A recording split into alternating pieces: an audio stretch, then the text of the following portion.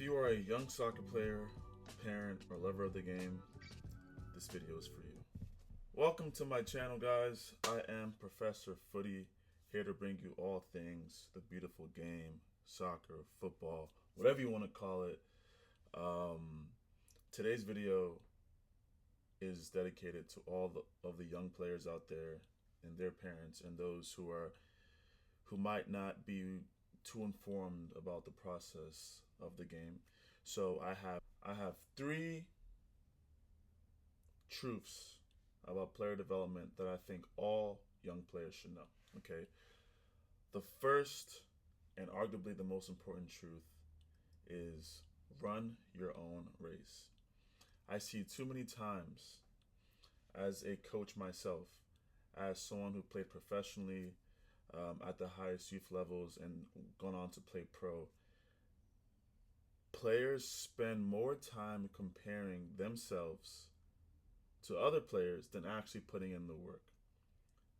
Run your own race, right? If you are currently a U11 player or a U12 player and your friend is playing on the top team and you are playing on the B team or even the C team, who cares?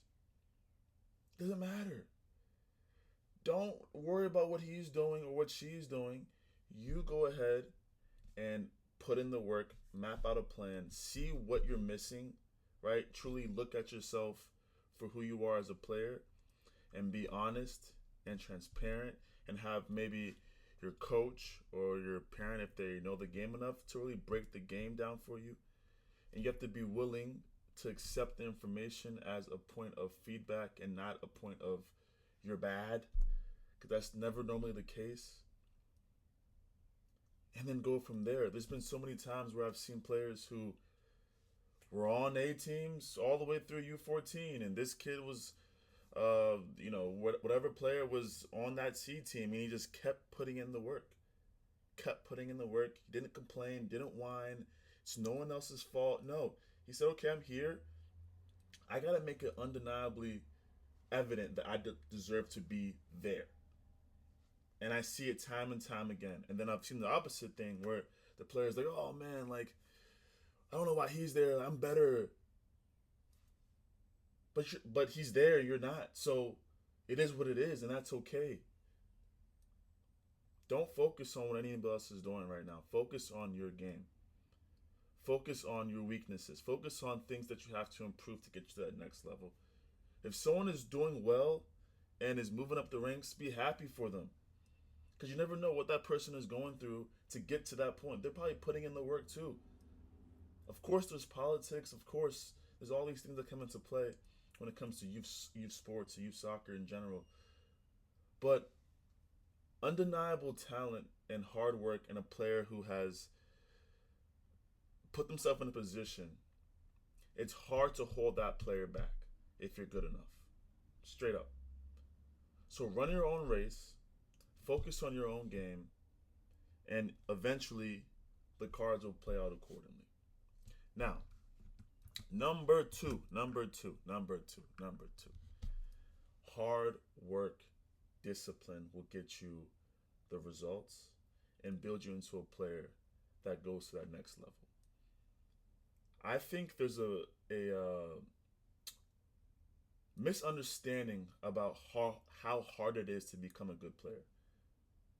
Training with your team once or twice a week for an hour, if you're looking to be a top player or top college player, get D1 offers, even D2 offers now, whatever college offers, maybe even go pro, understand it's not going to be easy.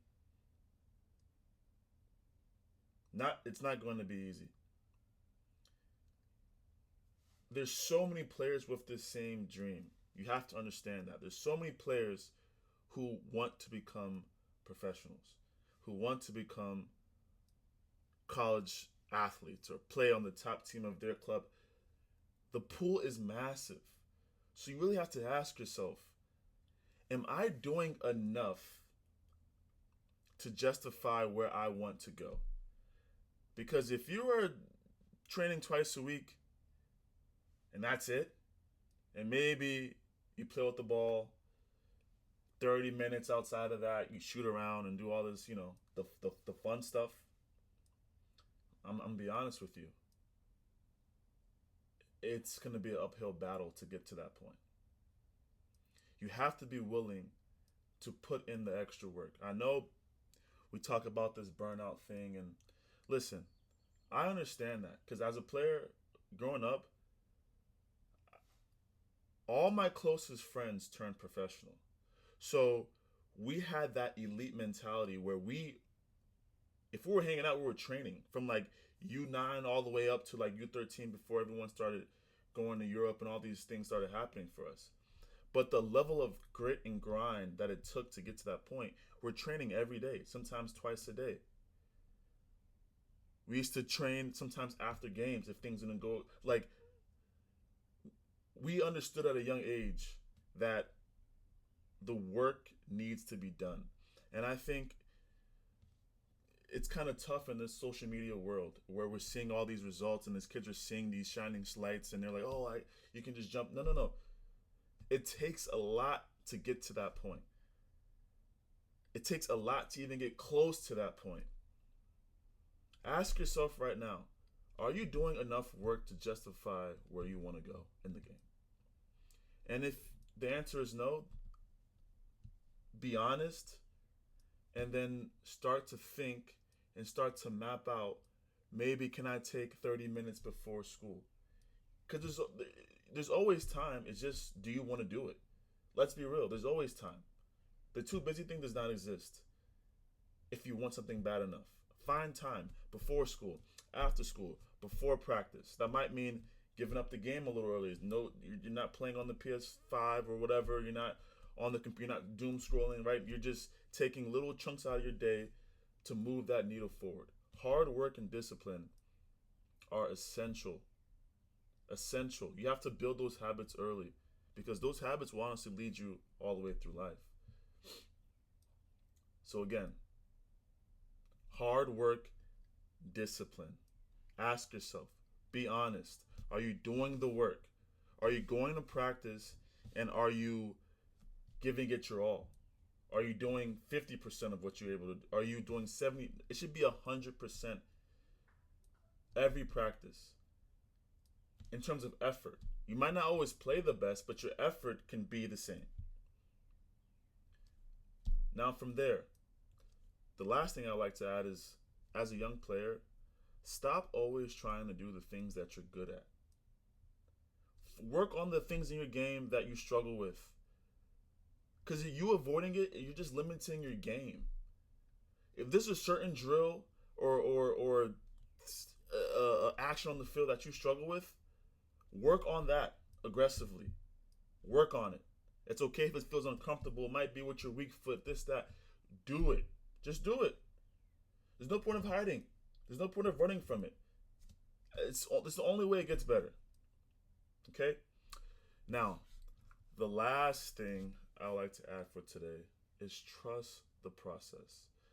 I recently reread a book called Atomic Habits, one of my favorite books. And in that book, it talks about the 1% rule, right? Just doing something every day, like I mentioned, right? When it comes to the discipline aspect, doing something every day and continuing and sticking to your plan and working as hard as you can and not worrying about what anyone else is doing, right? And just grinding. Over time,